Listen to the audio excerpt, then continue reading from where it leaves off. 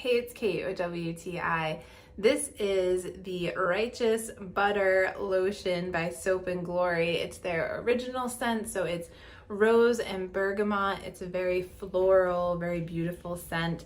This lotion is super hydrating and moisturizing and lovely, but what's amazing about it is that even though it leaves your skin feeling silky and buttery, it's really lightweight. So it's not like a body butter where it's super thick and it kind of goes on and it feels like weighted or a little sticky. It is extremely lightweight lotion, and right away you see it absorbed into my skin like immediately, but it leaves you feeling so silky. It gives your skin that hydration that it needs. So I really love the feel of my skin after I put this lotion on.